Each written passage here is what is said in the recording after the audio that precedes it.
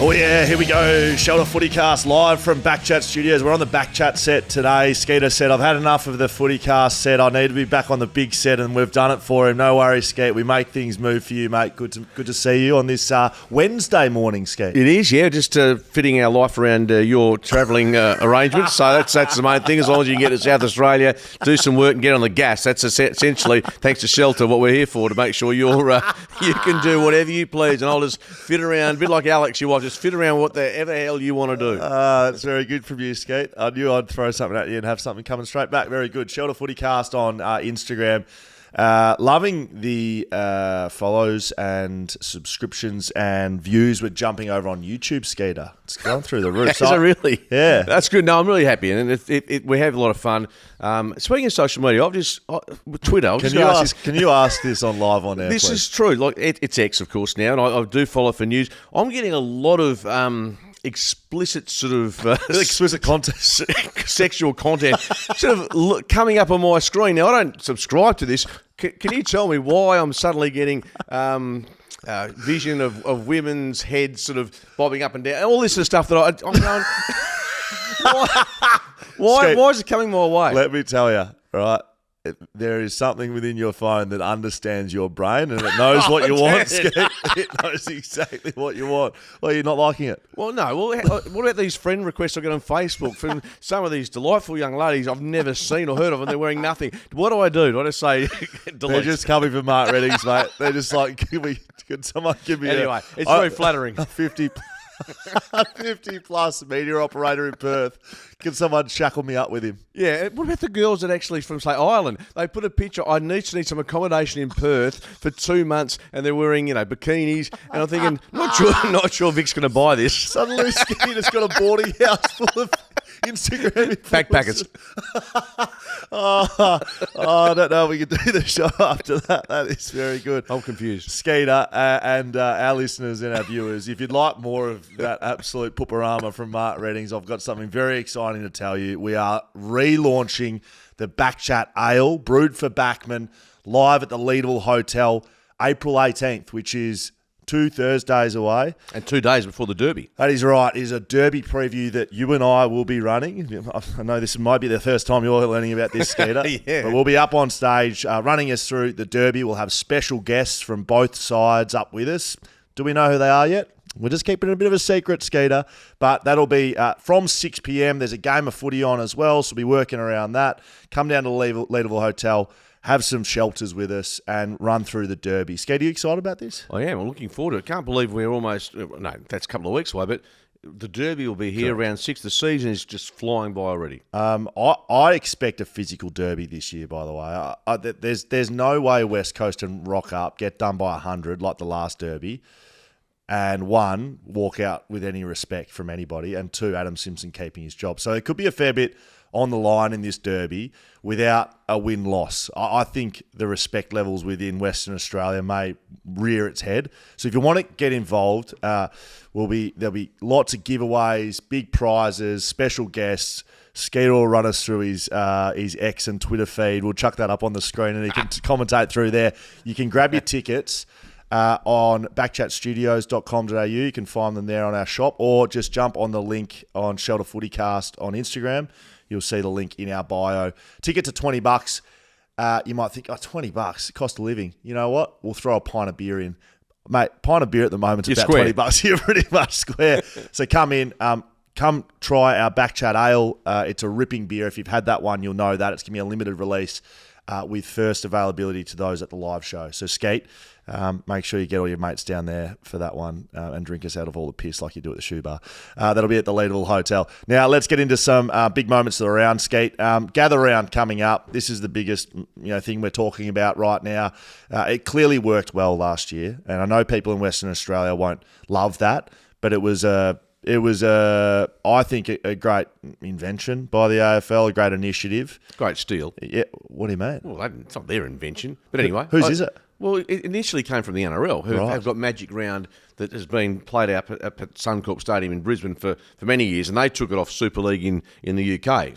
So look, they've stolen an idea, but there's very little that's new in those spaces. So no, it's been terrific, and I think they've done it exceptionally well. You're about to experience it, and I think ideally, the AFL will want it to get to New South Wales at some point. But they'll also, I think, WA, hopefully, I know there's a couple of people going over there and are going to keep an eye on and speak to the officials in South Australia about how they're putting together the event and obviously with the idea of down the track, once we in the West apply to host it, that we can have the tools ready to go. I did hear you tempt this on 6PR last night. So you've got inside information that people are going over there to take some notes on. There's a couple of people that I won't reveal who they are, but they're involved in footy. Just to have a look, not to say it's part of a grand scheme to work out how to get the. Because when is Gather Round signed till? 27, I think it's another 2 years. 26? I think it's another 2 or 3 years. So it's not short term, and that's fine. Where would you, if we talk about Perth, just say Perth applies and gets it. Where would you? They've got Mount Barker, they've got Norwood. Where would be the alternate stadiums? Because clearly Optus is one. Subiaco is no longer an option. No. I don't think the Wacker is viable. It will be by the time that comes to Perth, but potentially I would have thought. So the Wacker could be a secondary venue? A secondary venue. MRP is Mineral Resources Park. Leadable Oval? It's surely in Mineral Resources Park's in better space. Crowd-wise, I'm not sure, but facilities-wise, dare I say it, Mandurah at Lane Group Stadium. Yeah. In terms of if you've got to go to the regions in part. You want to be able to get a decent crowd in there, don't you? True. You want somewhere where you can get a big crowd. So I think out of all those, I think Leadable Oval's the one you can get the biggest crowd at because you've got the natural grandstand on the far side, whereas Mineral Resources Park on the far side, there's no room for a crowd. Well, so what do we get for the Waffle Grand Final, was it 2 years ago? That was at South West Perth, Claremont. At Leadable. Yeah, that was a really good day. And I think they had 15. Look, if you can get 15,000 in somehow, then that would be sufficient for, say, the Gold Coast and the Giants, for instance, as an example. And what's the Eagles Sydney going to draw at Mount Barker? I asked the question on the weekend, Saturday. You'll be there. You'll be there, I'm guessing. Yeah, I'm trying to get to both the West Coast and the Fremantle games. Is that possible, in all seriousness, from Mount Barker to... Yeah, it's a 30-minute drive. Adelaide Oval? So what I'm planning is heading over for the start of the West Coast game, and when that ledger tips over around 10 goals, which is probably halfway through the second quarter, I'm going to head over to the Freo game. Mate, honestly, we probably just will miss the end of the game, and we might just miss the start of the game at Freo. That is an interesting thing. I don't know how many people would be trying to get to every game. I don't know if that's... It's possible. Yeah, like it would be. You wouldn't be able to get to every minute of every game, but it'd be pretty close to being able to get to a lot. Certainly from people that have been there before, it's a bit of a festival of footy. It's like an industry get together. Everyone's there. Everyone's trying to catch up with everyone. We're trying to do some interviews over there. It's a bit of, I think it's good. And I think Perth could do it pretty well. Absolutely. A few years away though. Let's talk footy. You and I had a discussion yesterday on 6PR. You're hosting Wild World of Sport over there at the moment, doing a great job as well in Adam Papalia's absence while he's off watching the wrestling like a child over in America. West Coast Eagles priority pick. So this is being floated. There's opinions on both ends here. Heard great of the game, Lee Matthews, come out saying they do deserve one. I've heard media types like Caroline Wilson, Sam McClure say that they don't deserve one. Where do you sit on this after two looking like a third year of complete uncompetitiveness from the West Coast Eagles? Do they deserve a priority pick? Well, just going back to the Eagles' performances, it doesn't, being a former player and someone who talks about the Eagles a fair bit in the media, there's nothing worse than them playing horrendously for 2 seasons. It's not great for us and not great for footy in WA. So I want them to be better, don't get me wrong. Whether they deserve to get that priority pick, and I guess you can compare what they're talking about now with North Melbourne, how they've struggled for quite a considerable amount of time, and they've been gifted a lot of advantages when it comes to draft concessions. Do the Eagles deserve it, or is it a case of their performances have been the result of some bad list decisions? Yes. And since 2018, you win a premiership. I can't think of any other club that you go back through the last 30 years that have taken a bigger fall off the cliff as the Eagles. There's been none. Brisbane, when they won 3 in a row, a lot of clubs take a bit of a hit after premiership success, but not as profound as the Eagles. I understand the reasoning, because the equality of the competition is paramount in the AFL's mind, and that's what Lee Matthews is coming from. But also, you have to bear in mind, surely there has to be a responsibility of the club to get it right off and on the field. And if you think, well, if we have a couple of terrible years, then the AFL will bail us out. That's where I'm coming from. So do I think they deserve a priority pick? No, I don't. But nor do I think North Melbourne deserved priority picks. But that doesn't mean it's not going to happen. So that's where I come in. I think they do. Well, I think they will get a priority pick. And I think they probably do deserve a priority pick as it currently stands. Priority picks, the way we got into it last night was, well, it's on bad list decisions, as you've just said, and bad decisions by the football club. Absolutely it is. That's how everything happens in the AFL. That's why North Melbourne have been so poor. Bad decisions. That's why Essendon have been so poor. Bad decisions. Everything that ever happens is on the clubs. There's very little things that are uncontrollable. Okay, but the Eagles' injuries have been horrendous. Yeah, but you can make an argument for some, but some have been controllable. Some are within the club's scope. They've played players too early. They've haven't traded blokes when they could have, going back 2 or 3 years ago. They're all decision-based things. So the way the priority system works, yeah, absolutely they deserve one, because that's what it's based on. They're trying to get a club more competitive. And as it stands, West Coast are uncompetitive, like not even close to competitive with anyone. Like they're the worst side in the competition by a long way. And that's why the priority pick exists. Yeah, so what happens if North Melbourne, with what they've been given, if in 3 years they are in the bottom 4 of the competition, do you load up and give them some more? I'm just asking, because when does the lolly jar, when's it emptied? Yeah, it's a good point. I mean, there's the priority picks and then there's the cash handouts effectively from the AFL, and they're two different issues. But you'd hope that bringing in Alistair Clarkson, Sonia Hood as the president, list decisions they've made, trades they've made. I mean, Jason Horne-Francis correct left, but that's not North's. No, but they get, what do they get for that? 2 first-rounders at least? I think so, yeah. Maybe 3. Well, I say it's not their fault. Their lack of success. That's their fault. Jason might have. It's their fault. Their lack of success. You can't tell me Jason Horne-Francis would have left that club if they were contending while he was there. Yeah, so whose fault's that? That's North Melbourne's fault. Yeah, they were never going to contend once he was drafted. No, that's right. But that's like saying any top draftee to any poor club is never going to stay there, and that doesn't happen. You need to set up a culture that gives players hope, and I think that's a real risk at West Coast. If you're a good player right now, well, Harley's the obvious one. Let's put this in play. He's got a 2-year contract. I think that's right, isn't it? I know everyone wants to talk about Harley, and that's fair enough, Skeet. But I think it goes beyond that. If you're a good player coming towards your prime, Oscar Allen, captain of the club. They don't have a big list of really good players. But if you're a good player and you're looking at, you need hope. You need, okay, this is the plan. This is where we're going. This is who's leading us. And this is how we're going to have success. Right at this second, is there players within West Coast going, geez, I might have a look at what's going on at other footy clubs? An Elliot Yeo, a Tim Kelly, a McGovern, a Barras, like these are good players. Barras has just confirmed that he stayed with the club after being offered pretty big money at Sydney. So he's one that's looking for hope. But you continue playing the way you play and players will look around. It's guaranteed. Yeah, but those players you mentioned, the ship has sailed. For those guys, with all due respects, their trade value or their benefit to other clubs, unless they're at the absolute in that premiership window. Tim Kelly's going to be the top 3 midfielder at almost any club in the AFL. And you can think what you like, but we know his circumstances are specific to Perth, given family. So I think Elliot Yeo at his best, same thing. Elliot Yeo probably, he's still a very. I think Tom Barras would be in the top 2 key defenders in any club in the AFL.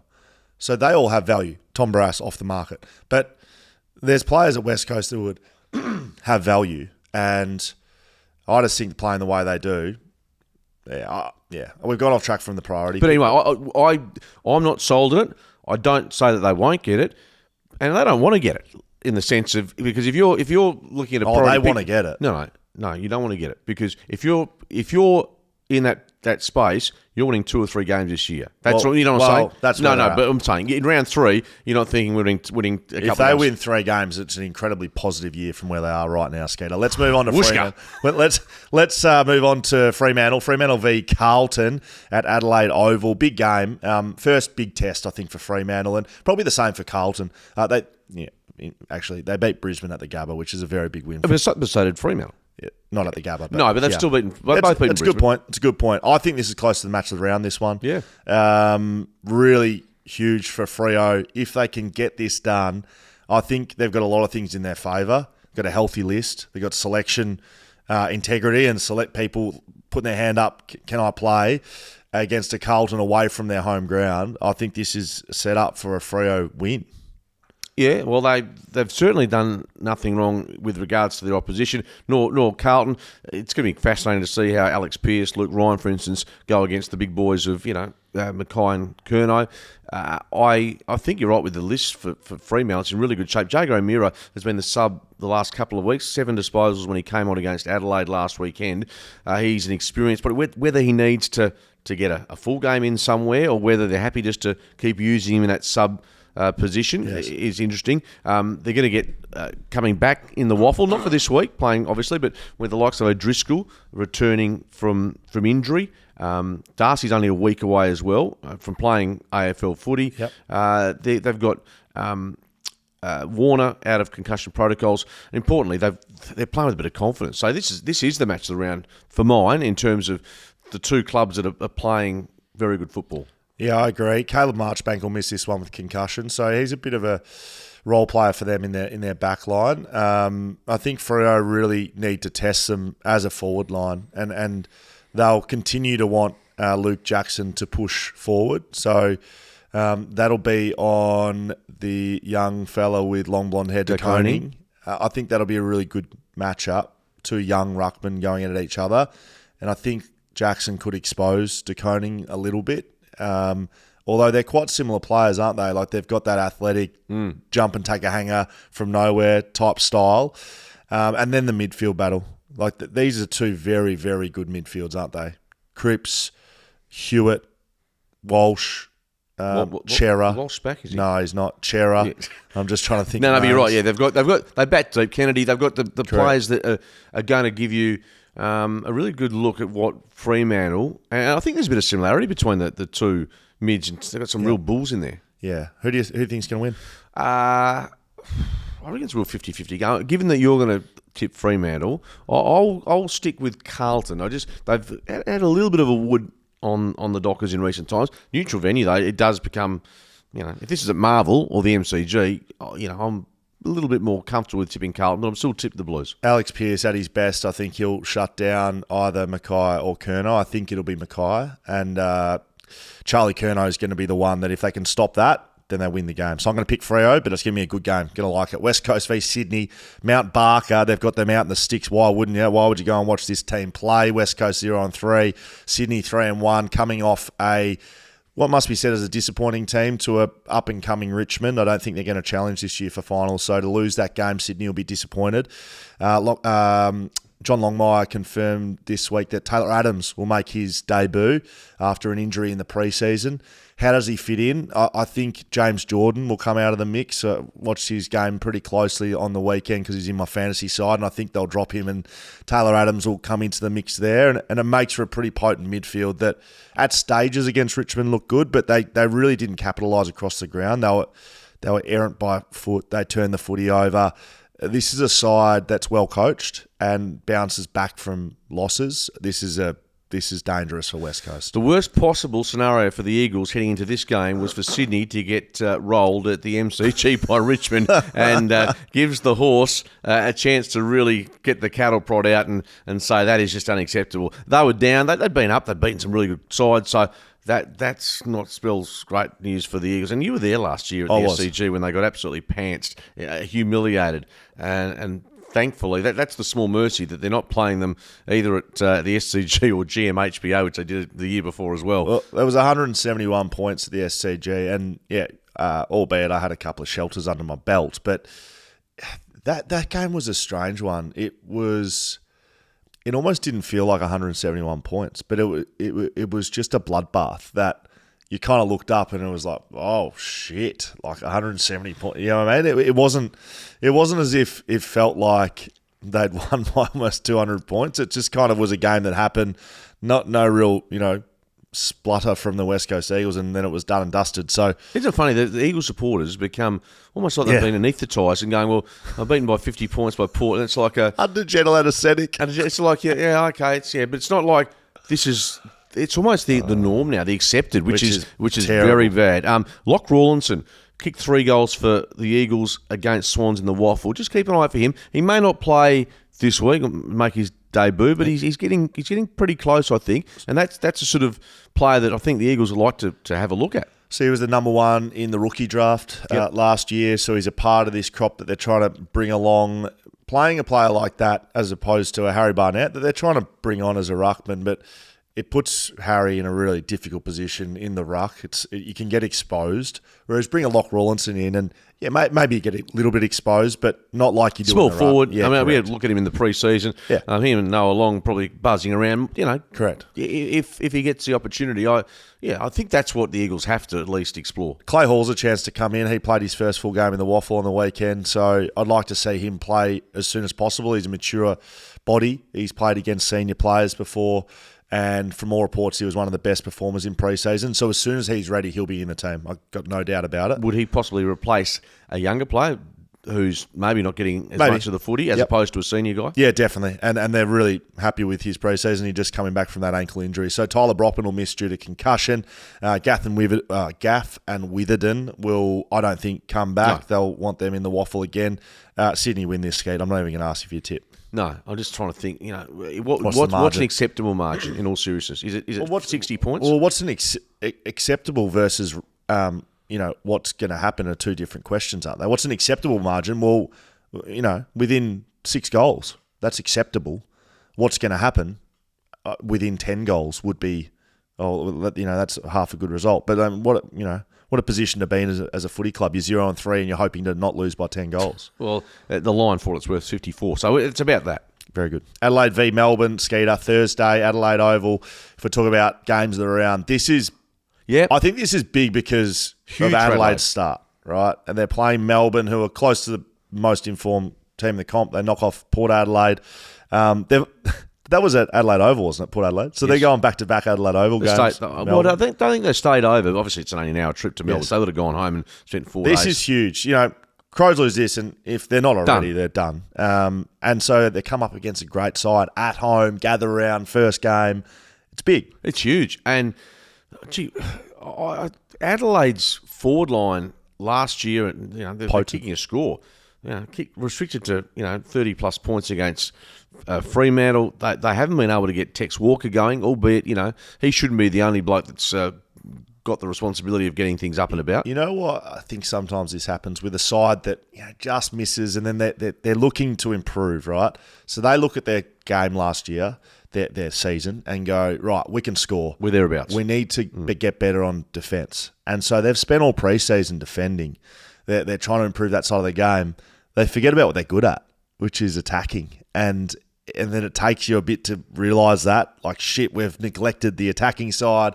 They might have put a block of training in now that trying to get the attacking going, and maybe we see it in this game. But they certainly haven't been the side they were last year. No, not at all. And for Melbourne, it looks like Stephen May's teams will be announced shortly, but right. Stephen May... Off cracked ribs and a broken vertebra. They're saying that he's likely to play. Jesus. So that's extraordinary if he does, and it's great for Melbourne. Yeah, they've been good. Maxie Gawn up against O'Brien is the ruck contest that I'm really looking forward to. Yeah, Melbourne have done a lot right after that hiccup against Sydney, but that hiccup doesn't look so bad now given what Sydney has produced in general. So, yeah, Melbourne's midfield very good.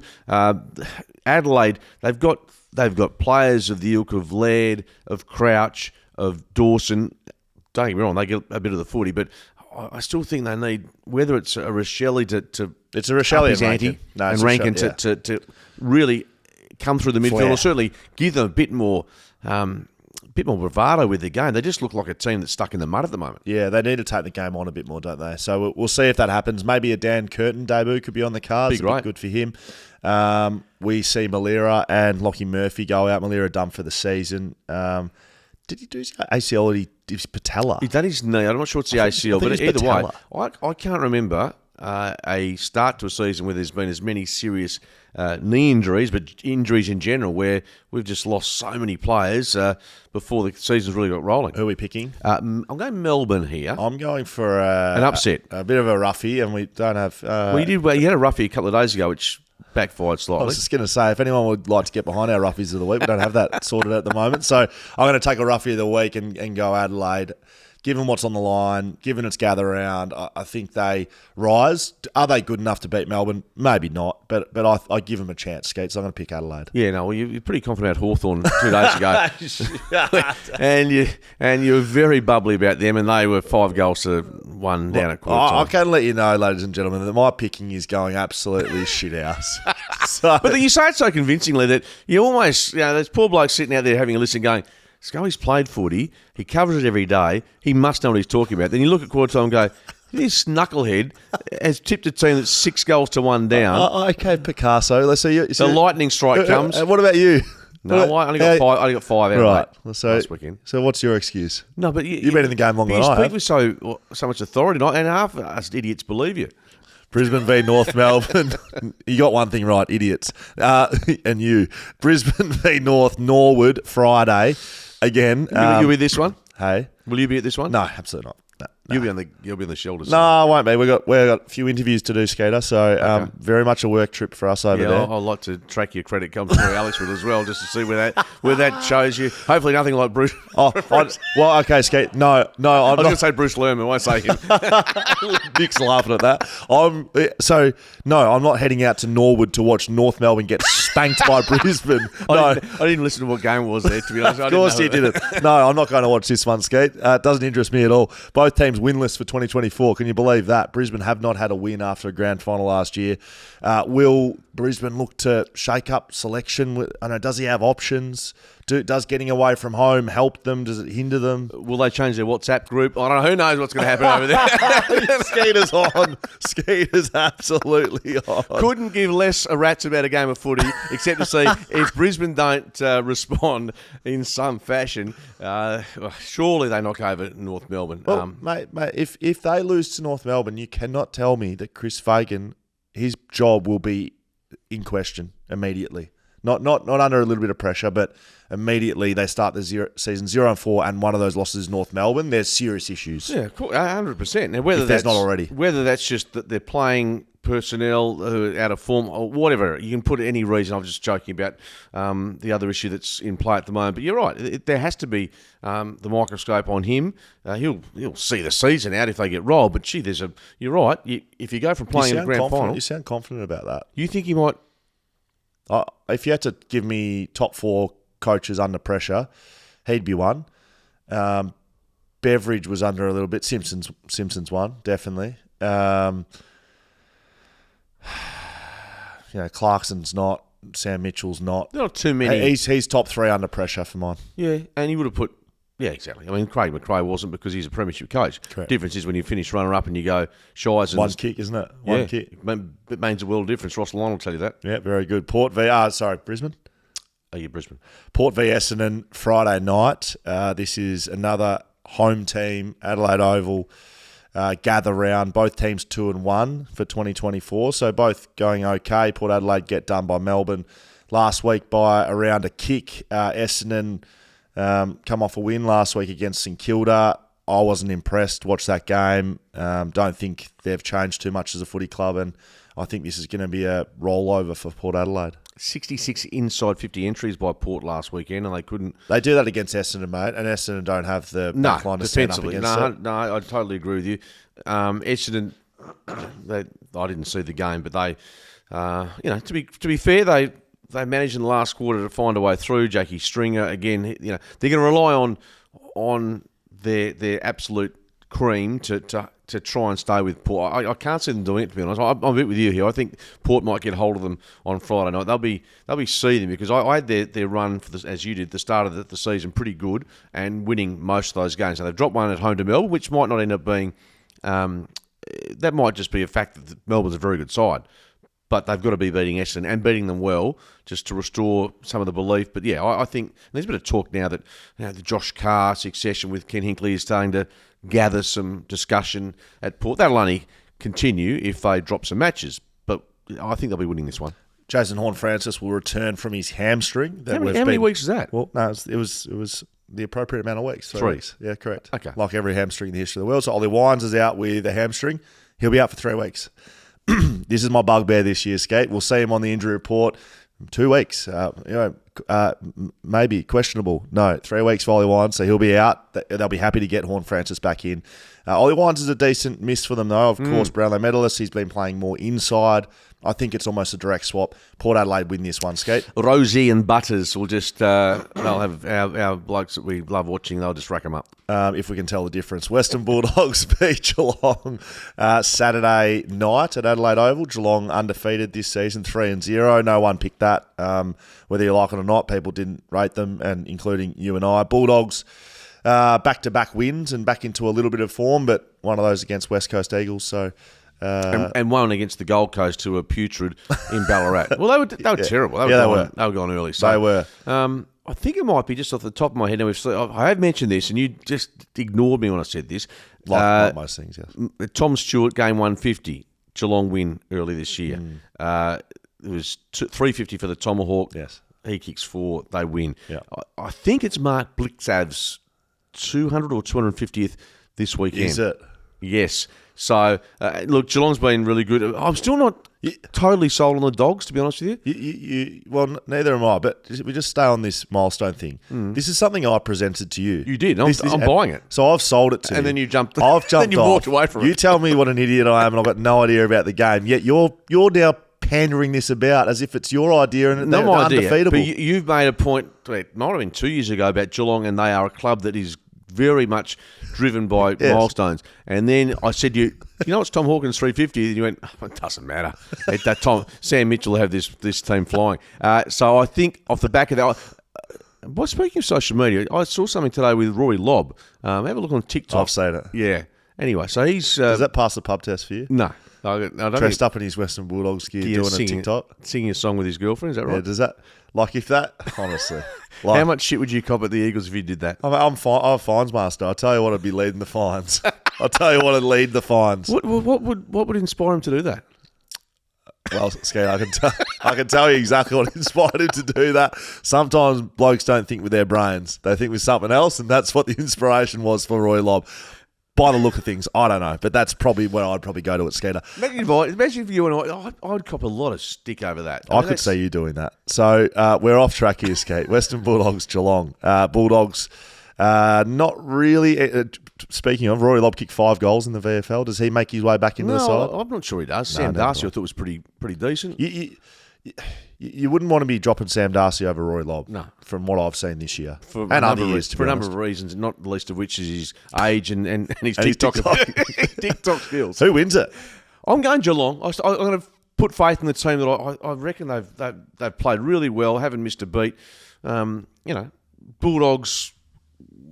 Bont, will he be able to play as much forward? He was injured last year. I'm saying last week. Sorry. He was injured last week. Okay. He was limping. He'd had his ankle heavily jabbed. You could tell the way he was moving, and he spent a lot of time forward. He had 14 touches, kicked 3 goals at full forward. Yep. Jack McRae came back into the side. They rejigged that. They want to get more players through the middle of the ground. Against poor sides, that's fine. But when you play a good side, and Geelong are in good form, you need your best players in the midfield. So if he's right to go, he's your best player by a long, long way. Yeah, but you've just raised the question whether he is. So, and by the way, congratulations to Harry Gallagher, I think it was.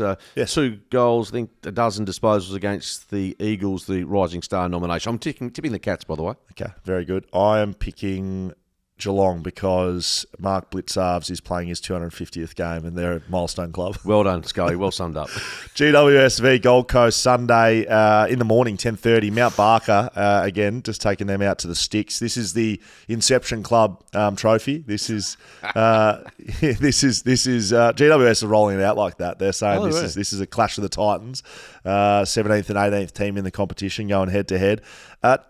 drumming up a bit of storm on social media. I enjoy this, and I enjoyed it with the Collingwood GWS stuff, and I enjoy it with this as well. That they want people to watch. They want people to be invested. They want it. They want a bit of a rivalry, and I think there is a little one that exists. It might not be huge yet, but maybe they're shooting for it. Well, the Giants have got the runs on the board in that sense in terms of any rivalry, haven't they? Yeah, correct. Making a GF and making a prelim final. Giants, and look, I already know who you're going to tip here because you're so filthy about what the Gold Coast Suns dished up against the Bulldogs. Well, and the Giants are good. They're the Yeah, best no, side of course. comp. Yeah, the Giants are very good. Both teams coming off a bye. Am I right on That's that? correct. Yeah, so that's a So that's null and void then if they're both coming off it, which is probably a good thing. You don't want one coming off and one without. Yeah, totally. Look, Jared Witzel will enter the team. Ned Moyle was the ruckman for Gold Coast last time around, but Jared Witzel will come back into the side. That's a big in for them. Yep, and look, I think you're right. The Giants have got the quality there. Even though the midfield of the Suns is very good, it's still, I think, they bat so much deeper, the Giants, in my opinion, with who they can call on and their defence. I think, every time you can look up and see Sam Taylor and Jack Buckley as your two pillars, or certainly looking after your two opposition key forwards, I think you feel pretty comfortable. So I think the Giants will ensure that they stay unbeaten, I think, is it? Yeah, correct. They're 3-0. Nick, the black jumpers, GWS wearing that this week. I know you don't have a microphone. And a Freo wearing that this week as well. So have you seen the jumpers, Skeet? No. The Freo have it all black with like a purple, like sort of V. I like that, V. mate.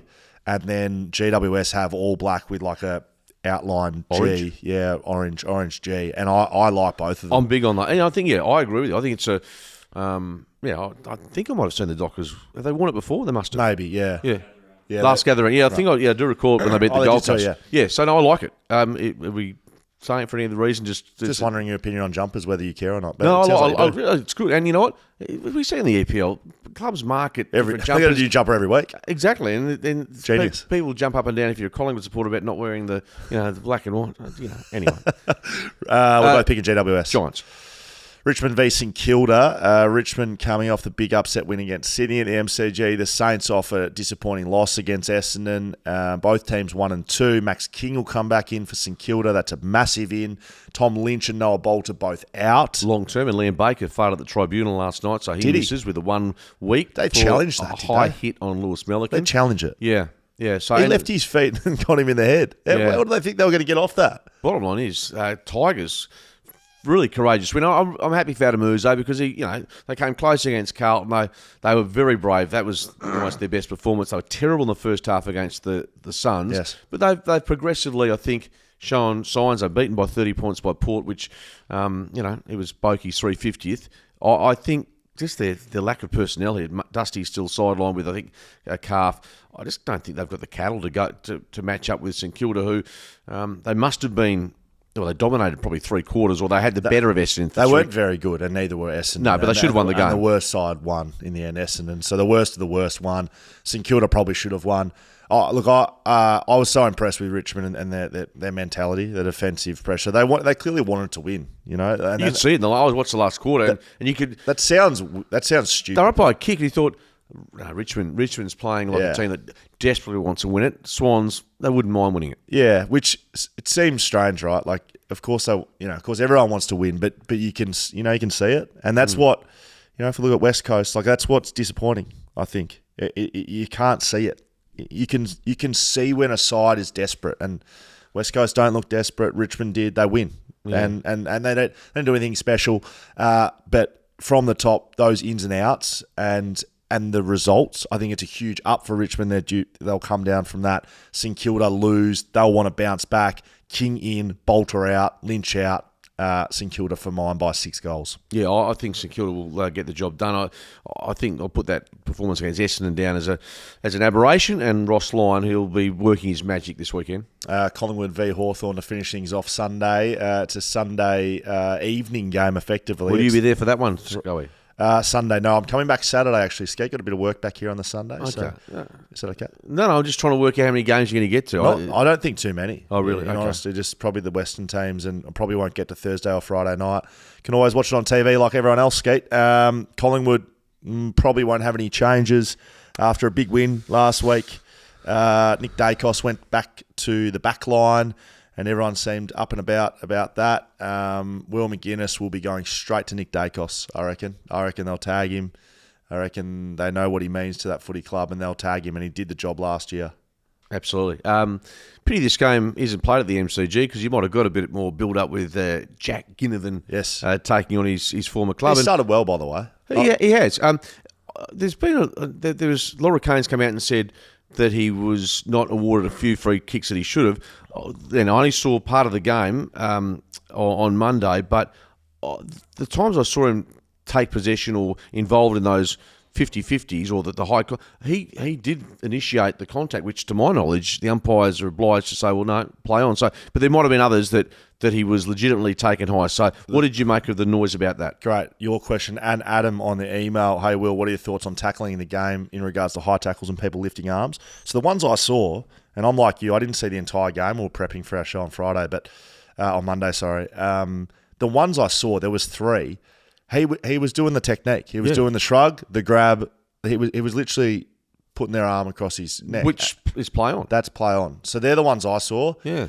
It sounds like there's more noise about others, though. So the ones I saw, I was sort of like, well, I can see why the umpire made that decision. But you're right, Laura Kane did come out and say they missed some and it was incorrectly interpreted. So what are my thoughts on it? Mate, I've always said, and it's because some of my teammates used to do it, and I'd back them in. I've always said if you get the tackle wrong from a tackler's point of view and you go high, regardless if a player's ducking and diving and putting their head into you, it's a free kick. The ones that I wouldn't pay are the ones where they almost the front on and they put their head down into the tackler. And Michael Walters has done that a couple of times in recent years. You know, where they pick the ball up and then you see a tackler coming in and they put their head down, and as the tackler, you're literally done. Put the arms out. The one where your hand's away from your body and you don't get your technique right and you're trying to tackle between the shoulder and the elbow, you're trying to put that tackle there, that's poor technique. You need to be lower. And so if a small forward can, a midfielder can expose that, I'm actually all for it. And I've seen a lot of players play with that rule and make sure that that's on our side. And I like it. I think it's a part of the game. So as a defender, I get hoodwinked by a couple of these players? Yeah, I did. But I always used to try to go lower, get the hips. Very hard to shrug a tackle around the hips, isn't it? I guess the problem with that is, not saying that that's an issue, but now players are so adept at if you go in the hips, they can get the handball away. It's so difficult as you would know in the heat of battle. The other quick note about Jack Ginnivan was interesting to hear what he thought about his exit interview at Collingwood with Craig McRae. Essentially said there wasn't a lot of love. Well, I traded him. Of course there wasn't. Well, no, but at the exit interview, they said publicly all along they didn't want to lose him. But he said he knew at the exit interview, this is before it became public, that he was going to be traded, that there was nothing there. And even when he was overseas, the Collingwood players didn't reach out and say, mate, stay with us. Hawthorn players, mate, come and join us. We'd love to have you there. So it was just an insight. It might be just his version of events, but it was fascinating to hear how he thought it played out. Well, the reason it's interesting, and it sounds like I'm a little bit of a Collingwood attacker at the moment. Maybe I am. Craig McRae this week talking about the text messages he was throwing around after the game of the weekend and the messaging he had on the board, and then he texted some boys and he was crying in the car and talking about have you seen this? Why was he crying in the car? Oh, because the players came and texted him back and said they love him too, and a lot of love going around at Collingwood for a team that's, what are they, 1-3, 1-2, whatever they are. Bit too much love, and then you hear stories like that. Yeah, love's all good when you're winning, and love's all good when you got this team. But Jack Ginnivan, for good or bad, is walked out the door. You don't love him that much, do you? You only love the people around you. It's just hogwash. Some of the bullshit that getting rolled out from Collingwood at the moment. Skate. You can hear now. I'm fully in. I think it's fluff. A lot of fluff coming out of Collingwood at the moment, including that stuff from Craig McRae. Skeeter, who are you picking? Collingwood. So am I. Can't pick against them against Hawthorn until I see Hawthorn start playing some good footy. They're in the Essendon Gold Coast basket for me. Can't pick them until I see them any good. And Essendon still aren't out of that, by the way. Like that they're still no good. Okay. Just so you know. Skeeter, Will Schofield, Mark Reddings, shot of FootyCast. Skate, let's get some questions from our fans. Skate, there are a lot of them. And just reminding our fans, if you're a listener, you're watching along, make sure you catch us Thursday, 18th of April at the Leederville Hotel from 6 p.m. Tickets in our link in bio, which is Shelter FootyCast on Instagram, or you can jump on backchatstudios.com.au to get tickets. $20, which will get you entry plus a pint of beer on the way in. Lots of giveaways, special guests, and Skeeter will run us through his feed on Twitter, which I'm very much looking forward to. Hello, guys. West Coast have been painful to watch in the last few years. Schoey, I was wondering the difference between this team and the Wooden Spoon team of 2010. What has to change? Is Simo in trouble now? Interestingly enough, Adam, I believe, I'm writing an article on this one this week. Probably going to pen it on the flight over to Gather Round in about a couple of hours. I was thinking about this, right, because I'm in the media now, Skeet, and I have to give my opinion, and I'm quite critical of where the club is at right now, which I think is pretty fair. I also think, am I delusional? You know, I've won a Wooden Spoon, being the worst side in the competition. Were we the same? Was I just so caught up in the bubble that when you're in it, you don't actually realise how bad you are? And so I started thinking about 2010. My initial thoughts on it, and I need to do a little bit more research, is I still felt like there was decent selection integrity. And what I mean by that is I still felt like there was competition for spots, even amongst young blokes. So I think about my position. In 2010, just off the top of my head, at key back, like we would have had Darren Glass, definitely. But we had Eric McKenzie, Mitch Brown, myself, Matt Spanger. I'm sure there was more. Just at key back. There was... I played most, if not all, games that year. So maybe that was the reason why we won the Wooden Spoon. But I still think back then with the group we had, there was competition for spots. I don't see that at West Coast right now. They're hoping they can unearth a few... I think the talent pool was bigger in 2010 than it is now. That's my initial thoughts on it. I don't know if you can remember calling it, watching it. Yeah, definitely. I think the list back then, and obviously time tells you that whether it's a Luke Schoey, Nick Natanui, yourself, the players that were really young coming through, that there clearly was they had a better list potentially, and also depth. And I think you've even said this before. I've talked about, would your Wooden Spoon team knock over the Wooden Spoon team of the Eagles? You said, to be fair, you said goals. By 10 goals. Yeah. So that's not a brag, because you're talking about two sides that were at the bottom of the table, but it shows you just how bad this current team is with regards to not just results, but you're trying to find. It'd be okay if you had 5 or 6, 7 players that you could say, well, these are the guys that are going to take you into the future. Yeah. At this stage, there's a minimal. You've got your senior players, but there's just such a small group of young players at the moment. And that might change. At the moment, you see playing 150, 200 games for the club. Yeah, I agree. I'll just have a little look at what the results were that year. If we could just have a little go at this one. This is from Matt Black on email. Thank you very much. I asked my wife, Skeeter, if I could sell the house and put the money on the Swans to get to the 53.5 point margin versus West Coast this week. She said no. Should I do it anyway? Seems like free money to me. Skeet, can you give us a bit of a... I wouldn't be putting the house on it. As we always say, gamble responsibly. I'm not surprised why I haven't got a bookmaker sponsoring part of this. Beers and betting don't usually go too well, Skeeter. I wish I'd been told that 20 years ago. No, I think the Swans are going to be winning by... I think 53.5's a pretty decent... If you're going to back one team at that line, you'll be backing the Sydney Swans. That's my gut feeling. I wouldn't be putting a house on it. I don't want your marriage to go pear-shaped if somehow the Eagles kick a couple of late goals or play better than expected. But yeah, I like the confidence on Sydney, yes. But just be measured with your gambling. I can't quite see exact record of the West Coast Eagles, but from memory, we won... here it is right here, actually. We won 4 games in 2010.